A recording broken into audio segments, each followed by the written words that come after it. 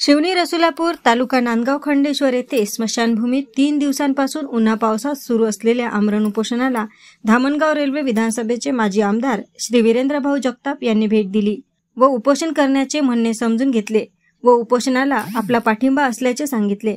सोबतच श्री प्रकाशभाऊ मारोटकर यांनी सुद्धा भेट दिली व प्रशासनाने लवकरात लवकर मार्ग काढावा, नाहीतर शिवसेना ठाकरे गटाच्या वतीने तीव्र आंदोलन करून तहसील कार्यालयाला टाला ठोको आंदोलन करण्यात येईल असा इशारा दिला व आपल्या उपोषणाला पाठिंबा असल्याचे सांगितले।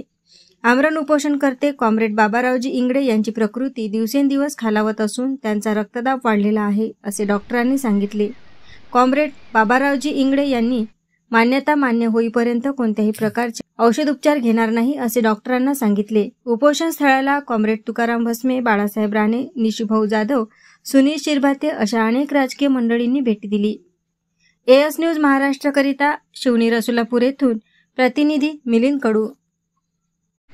गावठाण जे 1956 मध्ये स्थलांतरित झालं होतं, त्यानंतर 2004 मध्ये रामपूर गावाचं पूर्णपणे आगीत भस्मसात झालं होतं। त्यानंतरही अद्यापपर्यंत त्यांचा 7-12 तयार न झाल्यामुळे हे सगळे गावकरी स्मशानभूमीमध्ये उपोषणाला बसलेले आहेत। त्यांनी स्वतःसाठी सरणाई रचून ठेवलेला आहे। ही प्रशासनाच्या दृष्टीनं अत्यंत लाजिरवाणी बाब आहे। या भागातले आमदार, या भागातले खासदार गेल्या 3 वर्षापासून माझ्या माहितीप्रमाणे हे लोक वारंवार उपोषण करत आहेत। वर्षा 1.5 वर्षानंतर अधिकारी येतात, लिहून देतात आणि निघून जातात आणि नंतर त्याच्यावर उपोषण सुटल्यावर काहीही कारवाई होत नाही आणि म्हणून ठोस कारवाई व्हावी याच्यासाठी ही सगळी मंडळी मोठ्या प्रमाणावर महिला इथं जमा झालेल्या आहे। मी यांचा प्रश्न मागेही समजून घेतला होता, आत्ताही समजून घेतला, पण वेगवेगळ्या सरकारी नियमांचा दाखला देत अधिकारी काम टाळू प्रवृत्तीच्या दृष्टीनं काम करतात। आता निवडणूक संपलेली आहे, आता पावसाळा जवळ येत आहे, लोकांना आपापली घरं बांधणे, आपापल्या घरकुलाचं बांधकाम करणे यासाठी तातडीनं अधिकाऱ्यांनी हे प्रश्न मार्गी लावावे अशी अपेक्षा व्यक्त करतो आणि उपोषणाला माझा पाठिंबा दर्शवतो आणि यांना जे मदत लागेल ती पूर्णपणे करायसाठी मी तयार आहे एवढं आश्वासित करतो।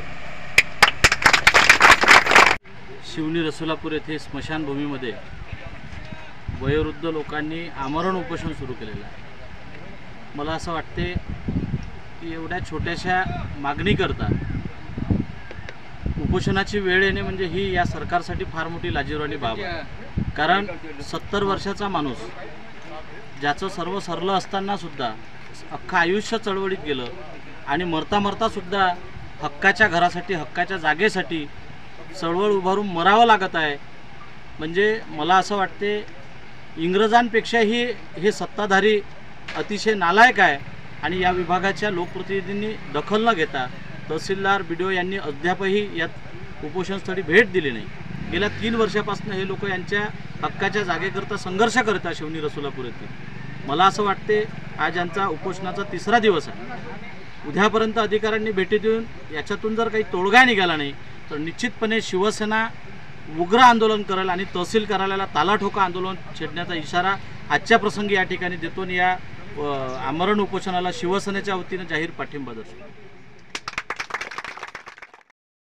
एएस न्यूज महाराष्ट्रकरिता शिवनी रसुलापूर येथून प्रतिनिधी मिलिंद कडू।